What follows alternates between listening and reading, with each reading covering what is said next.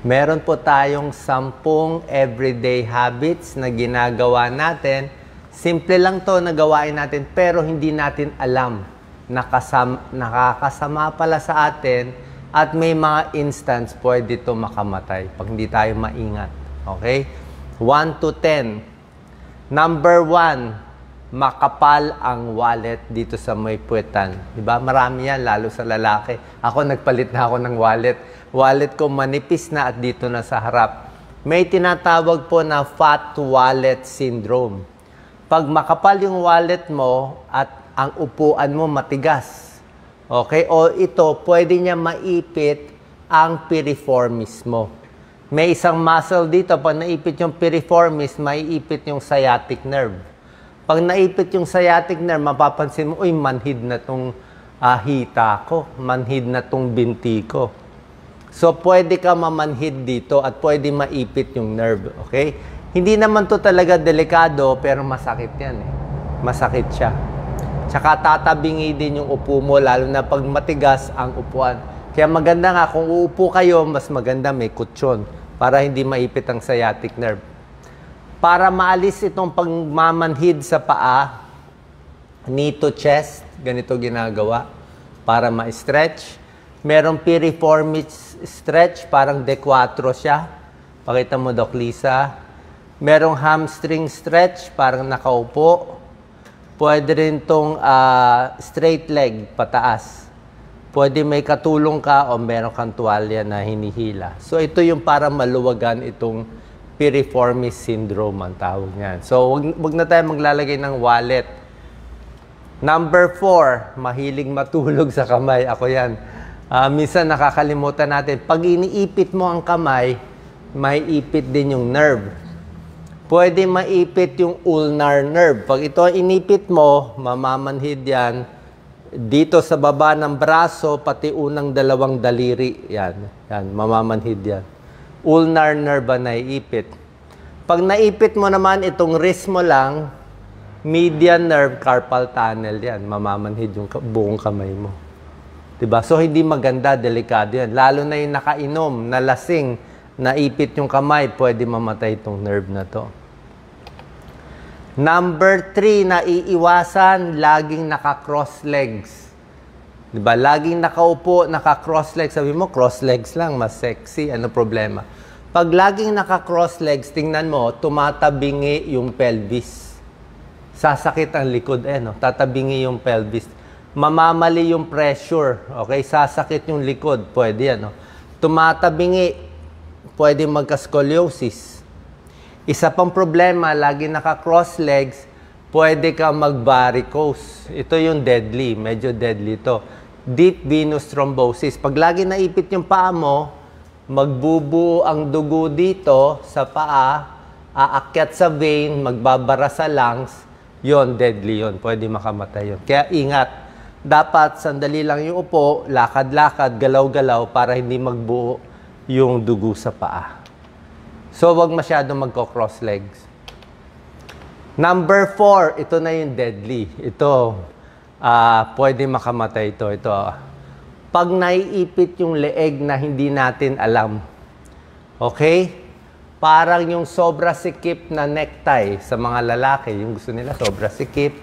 Ipit na ipit. Ang problema dyan, pag tumatanda tayo, nagkakaroon ng bara itong carotid artery. Kasi tumatanda, may cholesterol, may taba, smoking, diabetes, high blood, yan, lumiliit yung daanan. Kaya yung mga taong may edad na, actually, hindi na nga pwede masyado masikip. Ako, niluluwagan ko lagi. Pag masikip yan, umikot kang pag ganito, pwede kang mag-collapse. Isa pa, delikado ito, beauty parlor stroke syndrome. Beauty parlor stroke syndrome. Kaya ako, hindi ako nagpapashampoo sa pag nagpapagupit ako. Kasi minsan, itong pang-shampoo mo, sobrang hyperextend yung ulo. Delikado po yun. Yan, no? Dapat diretso lang yung ulo mo. Diretso lang. Pag masyado mo tinaas, pwedeng mapunit itong mga vertebral artery, yung artery sa likod. Pwede siya mapunit. Isa pa, minsan may nagmamasahe sa leeg. Pag minamasahe yung leg, minsan iniikot-ikot din. Pwede rin mapunit yan. So, ingat po tayo dito. Ito kasi deadly eh. Pag naipit yan, parang sinakal ka, hindi ka mawawala ng malay. Ayan carotid artery dissection. Yan ang mga galaw na hindi maganda, yung sobrang taas. Kaya nga, kung titingin kayo sa taas, huwag sobra tingala. Hanggang ganyan lang. Huwag yung sobrang tingala na i-stretch siya. Okay? Pag baka ma-stretch, mapunit, naiipit Parang ito, masyado inikot, naipit yung vertebral artery, na-stroke. May nangyari na yan. Dito sa Pilipinas, common yan nangyayari. Sabi ng mga kapwa ko, neurologists. Isa pa, yung beauty parlor stroke syndrome. Ito, sinabi ko sa inyo. Pag hinihiga masyado hiniga siya. Minsan kasi hindi maganda yung pang shampoo, di ba? Or hindi sanay yung mga hairdresser. Pag tiningala mo masyado, pwede mapunit. Ayan, napunit yung artery niya. So, mag-iingat po, ha? Ito, number 4, delikado. Number 5, mahilig sa sobrang sikip na maong. Yan, sobrang sikip, sexy. Diba? Ang problema, pag sobrang sikip, pwede mo maipit yung blood supply ng buong paa. Kahit dito ang sikip po. May nangyari na yan, I think sa Australia to ang sikip ng suot niya, nagtrabaho siya sa bahay, nakasquat siya So masikip na, nag-squat pa siya, naipit siya. After 1 hour, alam niyo ano nangyari? Hindi na siya makalakad. Hindi siya makalakad, gumagapang siya sa gitna ng kalye. Mabuti nakita siya ng mga ibang kotse doon, nadala siya sa ospital. Naoperahan pa yung pasyente. Naipit, namatay yung ibang parts ng muscle niya dito. Na-hospital siya. I think 3 to 4 days. Kasi pag inipit mo, mamamaga, pinunit pa nga to, ginunting na yung maong Kasi nga naipit na maga. So, hindi pwede yung sobra sikip. May ipit yan. Tight jeans victim. Number 6, ito hindi naman to deadly, pero tayo lagi tayo naka-cellphone, di ba? Forward head. Lagi tayo naka-computer, forward head. Ang problema lang, pag lagi naka-forward head, masakit ang batok. Masakit ang likod. Dapat, pag nagsi-cellphone, nakataas ganyan, nakataas. Huwag ganito. Or yung mata mo lang ang titingin. Tingnan nyo kasi, pag dapat ganito position niya pag nagsi-cellphone kayo. Lalo na yung mga kabataan ngayon, bata pa, masakit na leg. Pag ganito ang position mo, yung ulo naka-rest dito, diretso, ang bigat ng ulo mo, 10 pounds lang. So, hindi hirap yung katawan. 10 pounds Oras na finorward head mo siya, ginanyan mo, ang kinakargang bigat nitong cervical spine mo, 50 pounds. Diba? Hirap na siya. Pag ganito pa katungo, 60 pounds na. Kaya sumasakit ang likod ninyo. Kaya dapat diretso lang. Papangit pa, makukuba ka pa. Ito po, deadly to, number 7. Diba, minsan meron tayong mga tigyawat dito. Gusto natin i-tris. O minsan may buhok tayo sa ilong, hinihila. Bawal na bawal po yan. Bawal na bawal. Tawag dito, deadly triangle. Danger triangle of the face. Pag itong parte sa ilong, buhok ng ilong, hinila, nag-impeksyon, may pimples dito, nag-impeksyon. Pag ito nag-impeksyon, pwede pumunta sa utak. May isang daanan kasi mula dito, papasok sa utak. Pag nandito yung tigyawat mo, tiniris mo, mamamaga lang dito. Pag dito namamaga, walang problema. Pero pag itong deadly triangle, may nangyari, nag-infection, pumunta sa utak, nag-brain abscess. So, deadly ito. Pwede gupitin na lang yung buhok sa ilong, huwag hihilahin. Huwag titirisin. Number 8, mahilig magluhod. Diba? Ano mga trabaho? Nasa simbahan, naglilinis, nakaluhod, construction worker, bricklayer, gardener, mechanic, plumber, lahat yan. O, preacher, laging nakaluhod, dancer, athlete. Pag laging nakaluhod, pakita mo, Doc Lisa, napupudpud yung tuhod. Yan, para hindi mapudpud ang tuhod natin, huwag luluhod ng matagal. Kung luluhod kayo sa simbahan, dapat yung may kutsyon.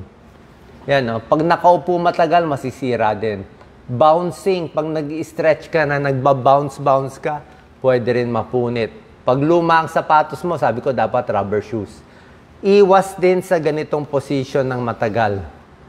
Yung nagla-lunge ka, konti-konti, kasi kung overweight ka, nag-lunge ka, bibigay itong tuhod mo. May kakilala ko, pinalunge nung trainer niya, napunit ang ano niya, mga litid dito sa tuhod, naoperahan pa siya. Okay? So, ingat sa ganito. Dapat dahan-dahan lang. So, do not kneel on hard surface. Lalo na pag tumatanda.